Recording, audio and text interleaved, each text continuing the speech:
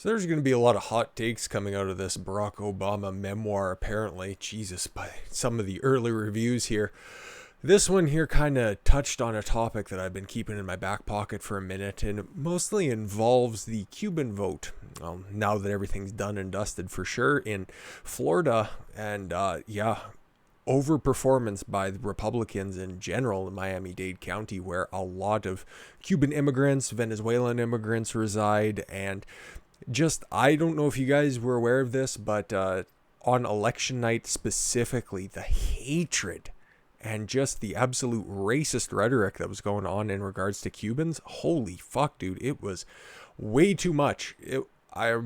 Just vicious, just showing that the people who are all about unity and inclusion and identity politics, unless you vote and think exactly like they do, you do not matter.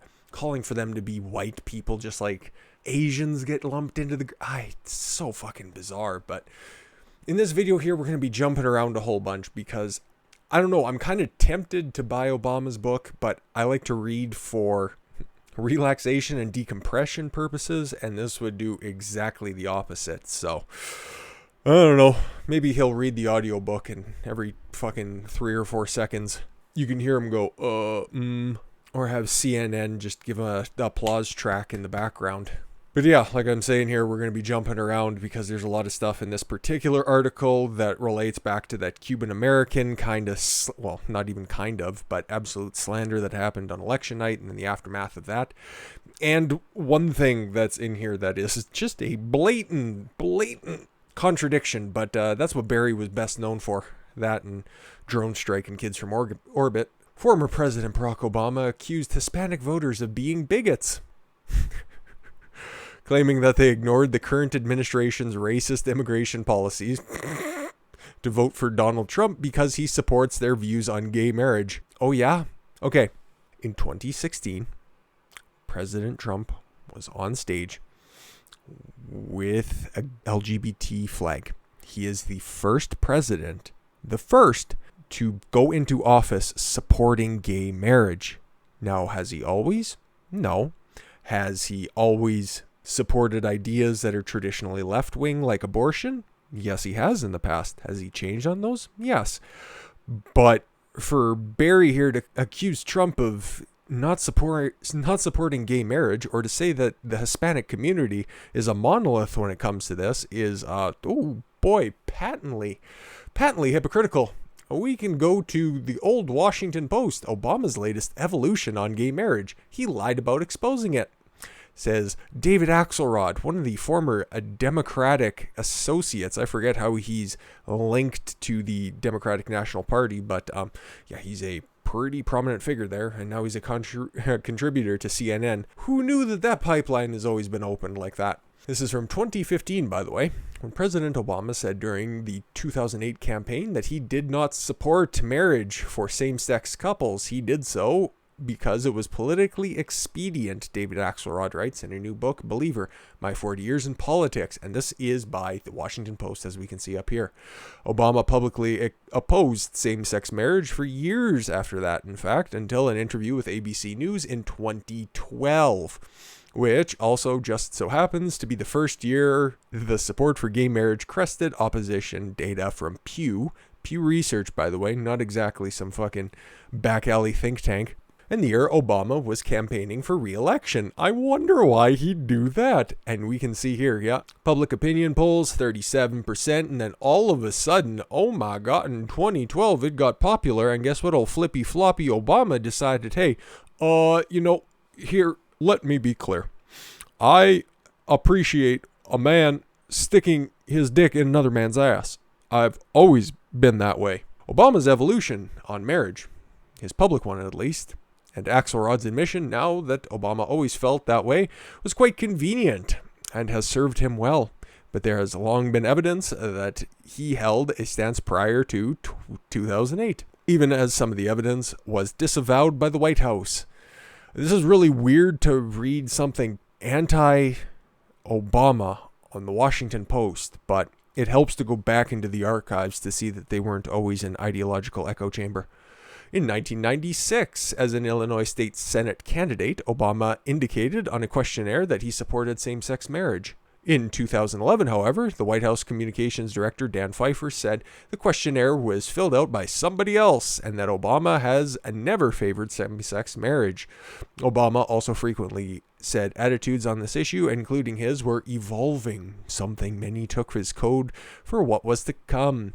Indeed, as Axelrod writes, Obama told him at the time that he was not very good at bullshitting. You guys, I don't know if you all remember the fact that Barack Obama was a chronic liar, and the media would run cover for him. And not just little lies like I've had the most people show up at my events, but big ones like I never heard about Hillary Clinton's private server until all of you learned about it on the news.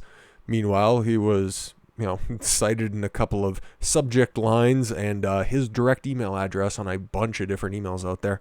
They're still out there if you'd like to take a look, but he's not very good at bullshitting, hey? Well, he had the entire country duped for 8 years, and he wasn't. Plenty of people believed at the time he was actually pretty clearly in favor of gay marriage and didn't feel comfortable saying it. Oh man, yet the White House apparently decided to keep up the charade for years afterwards. So yeah, he only adopted the policy when it was politically expedient for him. And that is old school politics there. So all of those change and hope banners that everybody was, duped by in 2008. Yeah, it was just business as fucking usual, guys. So never ever forget that. Obama is not as great as he likes to tell everybody that he was. People were surprised about a lot of Hispanic folks who voted for Trump, Obama said on the Breakfast Club podcast Wednesday. But there's a lot of evangelical Hispanics who, the fact that Trump says racist things about Mexicans. I've already debunked that. Feel free to go to my top 10 out of context Trump quotes video. That's tough to say for some reason. Or puts detainees, undocumented workers in cages. Who built the cages, Barry? Who built the cages? They think that's less important than the fact that he supports their views on gay marriage or abortion. The lack of self-awareness is fucking staggering. In states like Texas and Florida, Latino voters swung for Trump over Biden in the 2020 election. Yeah, imagine that. The people who came over legally have always supported legal immigration, and they don't exactly take kindly to the people who just want to swim across the Rio Grande or want to run over in the middle of the night. Who knew? Well, anybody who, kept their ears open to the concerns of the immigrant population. But if you don't vote for Democrats, you ain't Hispanic, right? Despite Obama's claims that gay marriage drove evangelical Hispanic voters, that is the first time I've ever heard that term, voters to Trump, causing them to ignore Trump's racist immigration policies. It's just, just not quite as bad as the deporter-in-chief. I wonder whose nickname that was. I can't think of it offhand. Same-sex issues did not appear as one of the top 10 important issues for Americans going into Election Day, and was not a top 10 priority for Hispanic voters specifically. Before we hop off onto another topic here, while the media often lauds and portrays Obama as someone who unites the country with his words, I have a little bit longer of a memory, but the former president has made many divisive statements, including a history of calling people opposed to gay marriage bigots. They love that term. President Obama is right. It's wrong for the president to use divisive language such as, number one, call all opponents of same-sex marriage bigots. Call the pro-life movement a war on women. Call an immigration... I just call it a war on whores. Anyways, call all immigration enforcement advocates a racist. Who built the cages, Barry? Call the GOP the enemy of Hispanics, even though that they seemingly voted for them. Who would have known? And that came from Marco Rubio. That sounds like a, Italian fellow? First name's definitely Italian. Rubio. Ooh, that might throw me off a little bit. September 8th, 2018. So, Obama's been on this fucking kick for a very long time, okay? He's just merely the figurehead of this movement, and oh boy, we got some fucking hot takes when it comes to denigrating the Hispanic population. How about somebody who is trying to make light of the situation, or at least trying to shine a light on things? Actress Natalie Morales breaks down why some Cuban Americans may have voted for Trump. Oh, okay, does she have a nuanced approach to this? Of course not. Morales, whose credits includes roles in Dead to Me, don't know what that is, Parks and Recreation, 8 people like that a lot, and Santa Clarita Diet. Does that involve fingers down the throat to throw up last night's tacos? I don't know. Explains how experiences with socialists and communist regimes may have made people in Miami vulnerable to disinformation about Democrats. Okay. I see where this is going. After Donald Trump was projected to have won Florida in the 2020 election and the Democratic candidate, former Vice President Joe Biden, underperformed in Miami-Dade County. Yeah, it's weird what happens on election night when things get sewn up on that night a few hours after the polls close, not days or weeks after. You know they're still counting votes in New York and California? It's over 3 weeks later, which has been the deepest concentration of Hispanic voters in the state, including Cuban Americans. There's been a far amount of media speculation about why Biden struggled with the Latino vote in Florida. I will not say that retarded made-up word. Actress Natalie Morales, whose TV credits included roles I don't care, is a first-generation daughter of Cuban refugees. Well, then their parents should really be able to sense the socialism and soft communism that is trying to be installed by the Democrats. Let's see if she just sticks her head in the sand. She took to Twitter on Wednesday, just after the election, so you know that this is going to be a hot take, to explain why some Latino voters supported President Donald Trump, despite everything he's done and continues to do that clearly goes against our interests, but Barack Obama said that they were for his interests. I don't know. I'll just go ahead and trust the actress. And despite his pretty blatant disgust for us. What? Oh, we're just making up things. I understand. That's what you do for a living. While Morales noted that she can't speak for everyone, but I'm going to anyways, she shared 2 theories based on her own background, and here's where it gets fucking hot. Her grandfather was a political prisoner, so she should definitely fear socialism and communism? I'm just saying.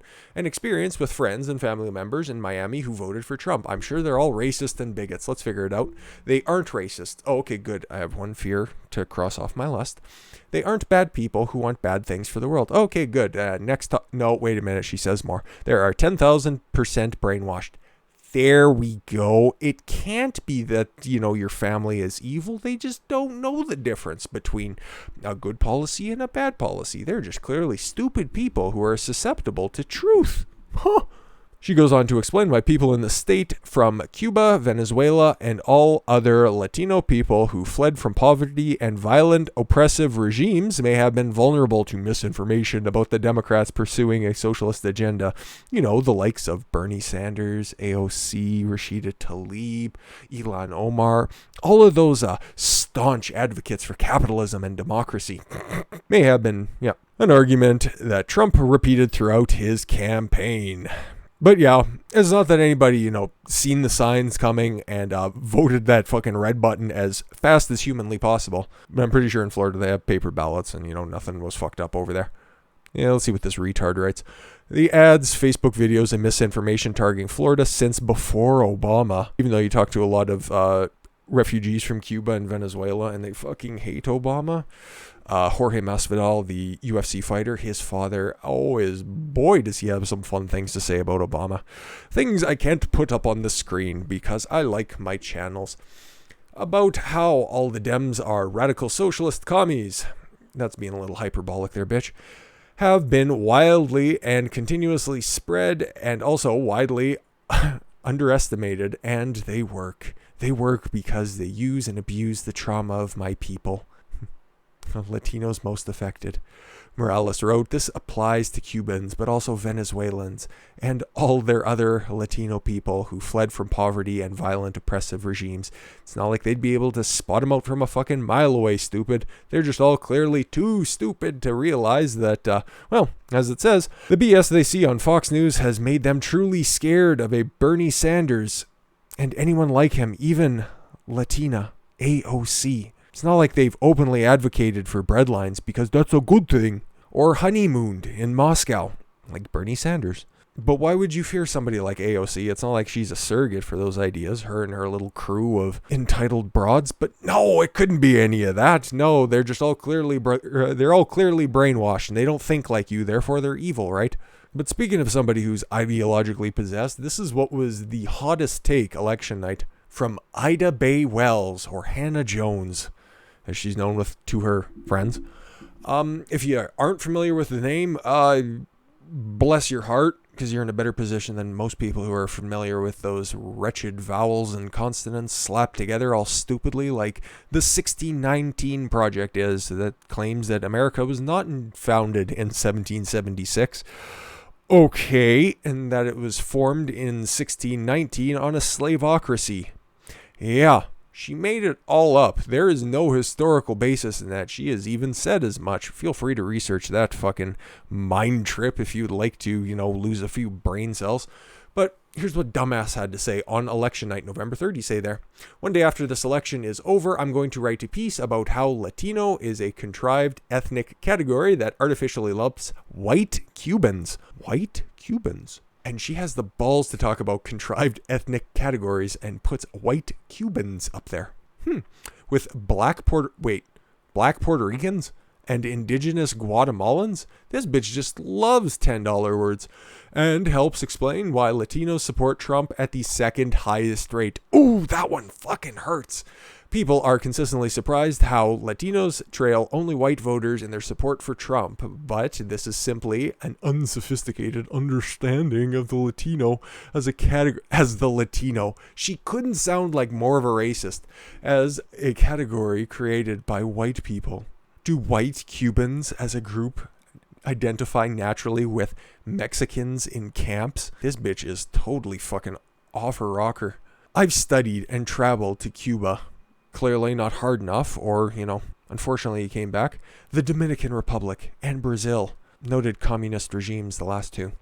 And trust me, all these former slave society, yeah, there it is, suffers racial divisions created by people like you and racial hierarchies based on whiteness. I refer you back to her first tweet where she lumps a white Cubans all together, because they don't vote for you. Therefore, they are not a real people, and you can just lump them all in together. But when they come to the United States, we suddenly tell them they are all part of a single minority group. No, bitch, that's what you've done several times throughout this little hissy fit of a thread. But if she wants to get real technical about it, let's go to the hottest take maker in all of polling.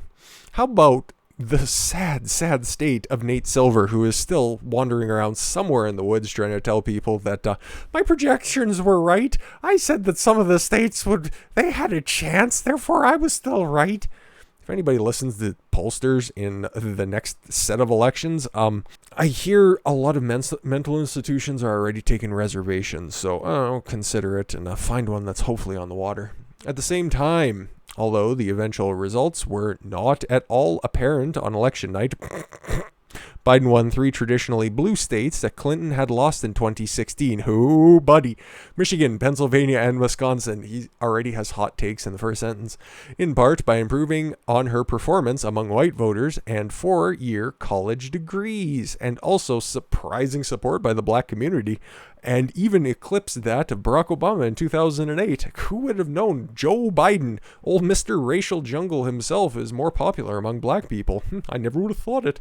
Of course, the story of why Biden won back the blue wall, didn't win Florida or Texas, who had very stringent mail-in regulations, by the way, is a much more complex than his gains among white voters with a college degree and his misses with some Latino voters. As we've written before, no one group swings an election. I beg to differ. Feel free to consult with Richard Barris of People's Pundit and big data polls for evidence that is in fact the case, by the way. Nevertheless, it's worth unpacking how these two demographic groups voted in 2020 as they underscore larger geographical and educational divides in the country. I won't, but if you're going to go ahead and just lie vociferously in the first 2 paragraphs, I'll link to the rest of this shit in the description as usual if you'd like to have a little mind virus implanted in your head, but it's also good for a little belly laugh there. Like, I'll just take this here. In fact, in an election where the focus was more on COVID-19 and the economy, actually, exit polls, they were asking about it, and COVID-19 was not, in fact, in the top 5 of most people's exit polls. It was all about the economy. So, and as we could see that the votes that were actually, brought in on election day, which there's something in the Constitution about a single election day. I don't know. You might have to consult the Constitution on that one. I might be paraphrasing, but the people who actually voted on the day and submitted to these exit polls, yeah, put the economy at number one and COVID-19 way down the fucking list. So, yeah, no, it's just a random paragraph pulled out there, and he's still full of shit. But this is why they are so, and when I say they, I mean Democrats who like to lump groups that they don't like together with white people. It's because Cubans overwhelmingly vote Republican. Especially evident in 2020 when, yeah, you're running up against the Bernie Sanders collective and Kamala Harris, who had the nuts to tweet out a fucking pro-communist or pro-collectivism, whatever you want to call it, video a couple days before the election saying that equity just means we all end up at the same place, and had the balls to have the little cartoon finish on top of a mountain, even though everybody knows that communism just drags everybody down to the same level, doesn't lift anybody up. The only people who get lifted up are the political class. Oh my God, now I know why they want to install socialism and communism, because they're the ones who want, oh my God, they only want success. Yeah. Most Cuban American voters identify as Republican in 2020. Unlike other Hispanic registered voters in the United States, most Cuban Americans identify as Republican, a pattern that could have electoral implications, and President Trump seeks to recapture the most important swing state of Florida this year. And this was put out, just a month before the election, a day before a month, because they could see the signs. They didn't have to get lumped in together with a bunch of ideological nut jobs. And I think that's a huge difference between the left and the right now. I don't normally like to characterize things like that because I think it's just lazy generalities that don't really push the conversation forward. Really, it's becoming more and more apparent that it's all about individualism versus collectivism. And people who like to, condemn an entire group of people are never people that you can really relate with, or people that you can really change their mind over, because they think that entire group is racist and there's nothing redeemable about them. Could I be generalizing? Perhaps, but it was super apparent this time around. 58% of Cubans are openly supporting Republican policies, therefore all Cubans are white and needs to be put in that camp. And if they had it that way, it would be, literal camps. But it also doesn't explain the fact that the western border of Texas went, blood red. And those were counties that the propaganda worked on in 2016 when Clinton was running. They were blue counties. Not hard blue, but they were definitely blue. She won those counties, but this time around, blood red, for reasons that I outlaid in the beginning there when I said that it was very important for illegal immigration to continue, because those people took the time to actually do something properly with their immigration policy, and they want to hold everybody else to that same standard because they know they left a country that sucks a weather balloon full of dicks. And it doesn't help that continuing to swing open the borders is not going to help anybody on either side of the border. You have to prove your worth and come over and make a better life for yourself. Otherwise, it's just going to end up like a third world shithole. And that's what they're afraid of. I'm thinking. And also, lower taxes is cool too. But yeah, this one was really bothering me because I just seeing all of this racist shit flying around and just lumping people together always just rubs me the wrong way. Identify people and treat them as individuals, not as monoliths. But yeah, now we got to dive into what the fuck happened in Pennsylvania here for the next one. So I'll be, catching up on that and hitting you guys in the next one. I thank you all very much for the gift of your time. I've been Don Consuelo. I want you to follow your gut and get after it. Take care, everyone.